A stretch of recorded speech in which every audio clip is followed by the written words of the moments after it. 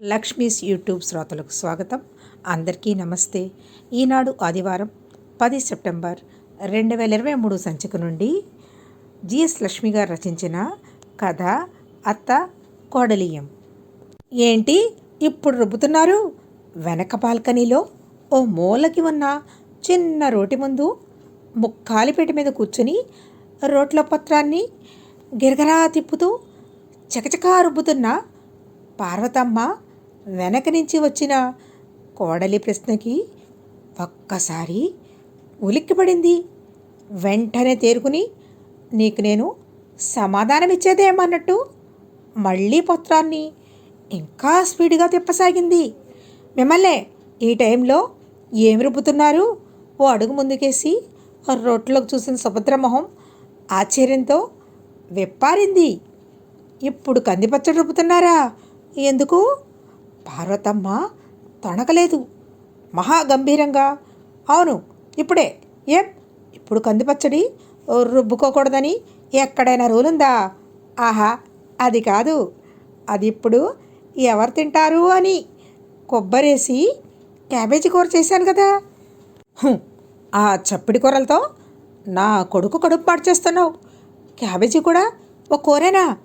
దాని మొహన ఎంత పోపెట్టినా ఓ రుచాపచా చప్పగా ఏడుస్తుంది. వాడు అర్ధాకలతో లేవాల్సిందే.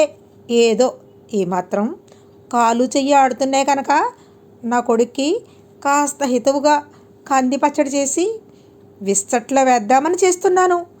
దీనికి కూడా నీ పర్మిషన్ కావాలేంటి? దబాయింపుగా అన్న పార్వతమ్మ మాటలకి సుభద్రకి చిర్రెత్తుకొచ్చింది. అబ్బో, మీరే కన్నారు మహా కొడుకుని. మీ కొడుకేమి బాలకుమారుడు కాదు. కూతురికి పెళ్లి చేసి పంపించిన 60 ఏళ్ళకి దగ్గరవుతున్న మనిషి. బీపీ షుగరు అప్పుడే ఒంట్లోకి చేరాయి. అవన్నీ చూసుకుంటూ నేను జాగ్రత్తగా ఆయనకి వండి పెడుతుంటే మీకు ఏదో మహాప్రేమ అన్నట్టు ఈ రాత్రిపూట కంది పచ్చడి చేసి ఆయన విస్తట్లో వేస్తే ఆయనకు అరగద్దు. తర్వాత ఏమైనా అజీర్ణం గట్రా పట్టుకుంటే ఎవడు పడతాడు బాధ? నేనేగా. అలాంటి అజీర్తి రోగి ఏం కాదు నా కొడుకు. రాళ్ళు తిన్నా హరాయించుకోగలడు.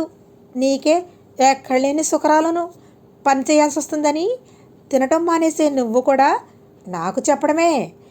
పార్వతమ్మ మాటలకి తిక్కరేగింది సుభద్రకి. మరే మేం సుకుమారులమే, అందుకే మాకు సుఖరాలు.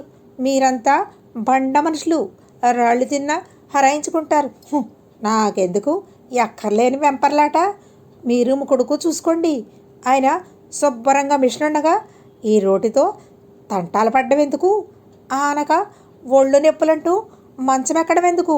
మూతి తిప్పుకుంటూ కొంగు నడుం చుట్టూ దోపుకుంటూ విసురుగా వంటింట్లోకి వెళ్ళిపోయింది సుభద్ర. మిషన్లో రుబ్బాలిట కంది పచ్చడి. మిషన్లో ఈవిడి గారింకా చెప్పలేదనే కాబోలు.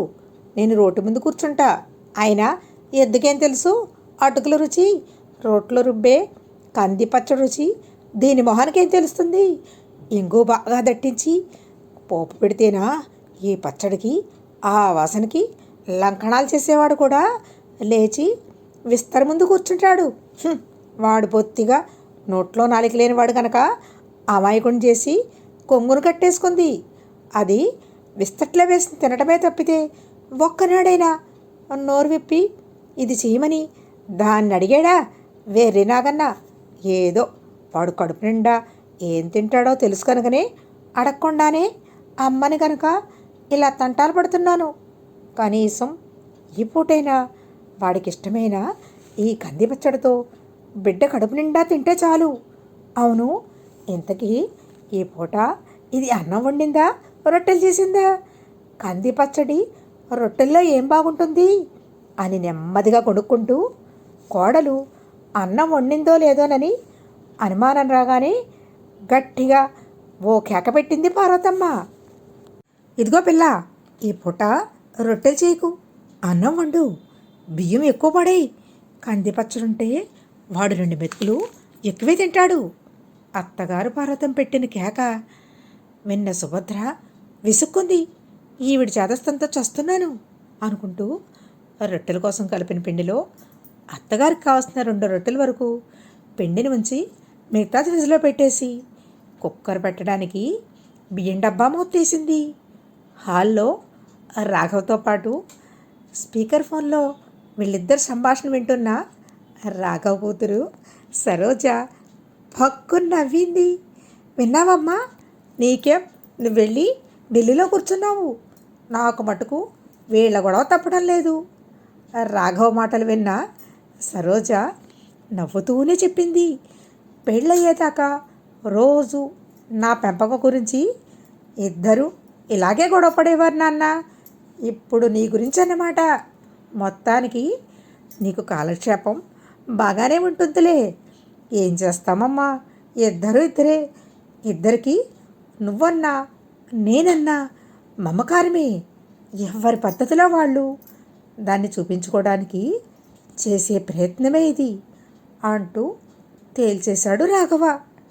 సరే నాన్న, ఇంకివాళ వాళ్ళిద్దరితో మాట్లాడటం కుదరదు, రేపు మాట్లాడతాను అంటూ ఫోన్ పెట్టేసింది సరోజ.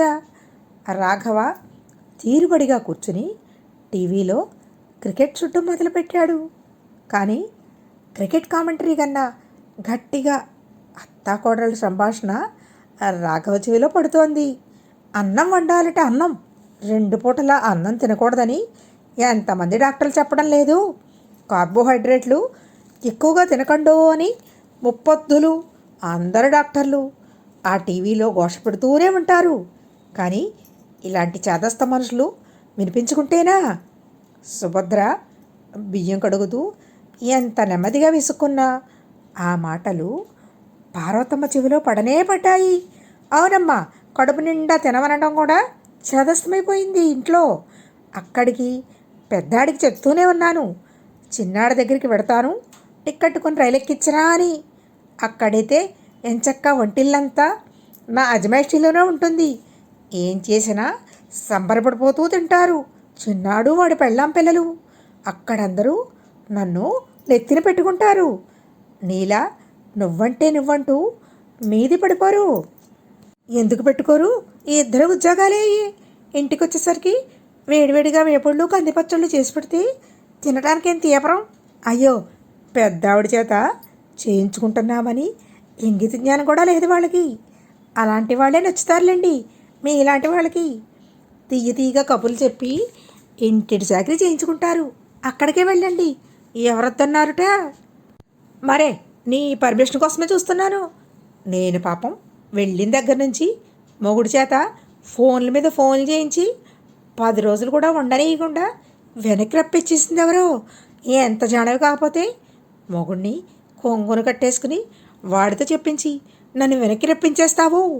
పోత్రాన్ని మరింత గిరగరా తిప్పుతూ అడిగింది పార్వతమ్మ. అబ్బో, మీ మీద ప్రేమ కారిపోతుందని రప్పించేశాను పాపం. మీ ముద్దుల కొడుకు మీద బెంగ పెట్టేసుకుని తిండి తినకపోతుంటే పిలిపించండి అనాల్సి వచ్చింది. లేకపోతే మీ చేత మాటలు పడటం నాకేమైనా సరదానా? రైస్ కుక్కర్ స్విచ్ చేస్తూ అంది సుభద్ర. ఉండదు మరి బెంగ? మా ఇళ్లల్లో ప్రేమలు అభిమానాలు ఎక్కువేనమ్మా. మీ వాళ్ళలాగా మాట్లాడితే మొహం చిట్లించుకునే రకం కాదు మేము. నాకేం కావాలో నా కొడుక్కి తెలుసు, నా కొడుక్కి ఏం కావాలో నాకు తెలుసు. ఇంతకీ ఈ పచ్చట్లో ఉప్పు సరిపోయిందో లేదో కాస్త చూసి చెప్పు. నా చేతికి ఉప్పు కాస్త తక్కువే పడుతుంది మరి. రుబ్బుతున్న పచ్చట్లోంచి ఉసిరికాయంత ముద్ద తీసి బియ్యం కడుగు నీళ్ళు బాల్కనీలోని కుండీలో ఉన్న మొక్కలో పోయడానికి వచ్చిన సుభద్ర చేతికి ఇచ్చింది పార్వతమ్మ. అరచేతిలో వేసిన ఆ పచ్చడిని నాలుకతో చప్పరించి, కాస్త తక్కువైందిలేండి, అయినా ఇంకా వేయకండి, ఉప్పు తక్కువ తినాలని డాక్టర్లు చెప్తున్నారు. వాళ్ళకేం ఎన్నినే చెప్తారు. కంది పచ్చట్లో ఉప్పు తక్కువైతే జెహో చచ్చిపోతుంది. జెహోకి అంటనప్పుడు ఇంకెంత కష్టపడి పచ్చడి చేసుకోవడం ఎందుకు అంటూ పక్కనే పెట్టుకున్న ఉప్పు జాడీలోంచి చారెడు ఉప్పు తీసి సుభద్రకు చూపిస్తూ, ఇది సరిపోతుందా అని అడిగింది. అబ్బే, అంత అక్కర్లేదు, సగం చాలు అంటూ ఇంకక్కడి నుంచి లేస్తేనా ఇప్పటికే ఆ కాళ్ళు కదుములు కట్టేసి ఉంటాయి. చెయ్యి అందించమంటారా అని చెయ్యి చాపింది సుభద్ర. ఇంతలో హాల్లోంచి రాఘవ, సుభద్ర, నీకేదో ఫోన్ వచ్చింది అని పిలవడం వినిపించింది. అదుగో ఏదో ఫోన్ వచ్చిందట, నువ్వు వెళ్ళు తల్లి, నా తంటాలేమో నేను పడతాను అంటూ పత్రాన్ని మళ్ళీ తిప్పడం మొదలుపెట్టింది పార్వతమ్మ. ఇంకా ఏం చెప్పినా ఆవిడ వినదని నిర్ధారించుకొని హాల్లోకి వెళ్ళింది సుభద్ర. వసంత ఫోన్ అంటూ ఫోన్ అందించాడు రాఘవ. వసంత వీళ్ళ ఫ్లాట్కి ఎదురుగా ఉన్న ఫ్లాట్లోనే ఉంటుంది. రోజు కాసేపు కబుర్లు చెప్పుకుంటే కానీ ఉండలేనంత మంచి ఫ్రెండ్స్ ఇద్దరు. వచ్చే నెలలో వసంత తమ్ముడి పెళ్ళి. అందుకోసం షాపింగ్ హడావుడిలో పడి ఈ మధ్య కలుసుకోవడం కుదరలేదు. ఏంటి వసంత, ఈ టైంలో ఒక్కసారి రాగలవా సుభద్ర? మా తమ్ముడి పెళ్ళికి పట్టు చీరలు కొన్నాం, నేను అమ్మను. ఇందులో ఏవి ఎవరికి బాగుంటాయో కాస్త చూసి చెప్తావని అంది అవతల నుంచి వసంత. పట్టు చీరలన్న మాట వినగానే సుభద్ర మొహం మందారలా విచ్చుకుంది. ఏం చీరలు కొన్నారు? కంచా బెనారస్సా అడిగింది ఆతృత ఆపుకోలేక. అవి ఇవి అన్నీ కొన్నాం, నువ్వు ఒకసారి వచ్చి చూసి వెళ్ళు, ఎలా ఉన్నాయో చెప్పు. ఇదిగో వచ్చేస్తున్నాను అంటూ వీధిగుమ్మం వైపు వెళ్ళబోయి మళ్ళీ ఏదో గుర్తుకొచ్చినట్టు వెనక్కి వచ్చి వంటింట్లో పార్వతమ్మ కోసం చేసి పెట్టిన టిఫిన్ డైనింగ్ టేబుల్ మీద కనపడేలా పెట్టి రాఘవ్కి విషయం చెప్పి ఎదురు ఫ్లాట్కి వెళ్ళింది సుభద్ర. ఓ అరగంట అయ్యాక పార్వతమ్మ వచ్చింది. రాఘవ్ దగ్గరికి, ఒరే అబ్బాయి అంటూ, టిఫిన్ తిన్నావా అమ్మా అడిగాడు రాఘవ. తిన్నాను కానీ అంటూ మాటని మధ్యలోనే ఆపేసింది పార్వతమ్మ. ఏం కావాలమ్మా, మీ ఆవిడేది రహస్యంగా అడిగింది. ఎదుటి ఫ్లాట్ విమల ఏవో చీరలు చూడమని పిలిస్తే వెళ్ళింది, అంతే రహస్యంగా చెప్పాడు రాఘవ.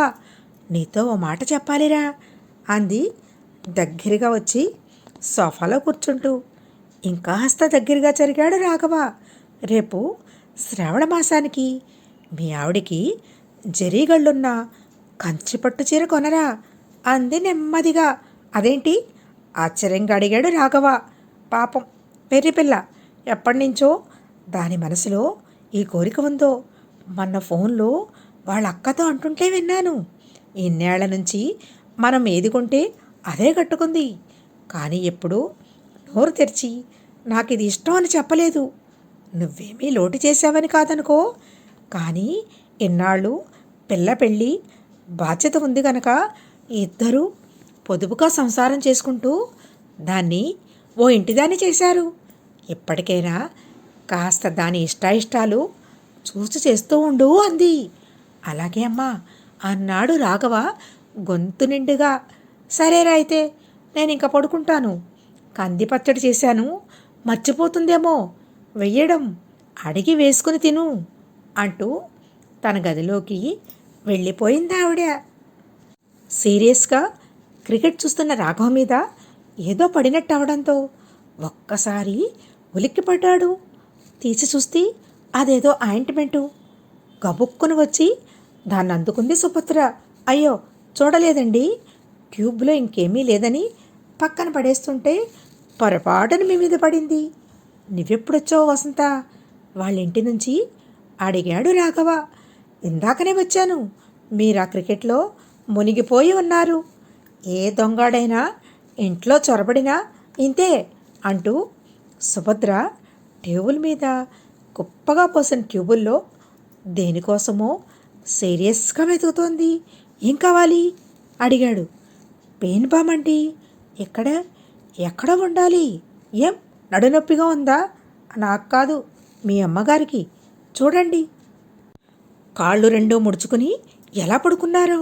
ఒంట్లో ఓపిక లేకపోయినా ఆ చిన్న ముక్కాలిపేట మీద కూర్చుని ఇప్పుడు ఆ కందిపచ్చడి రుబ్బకపోతేనేమి, ఇంతోటి రుచి మిక్సీలో వేస్తే రాదుట.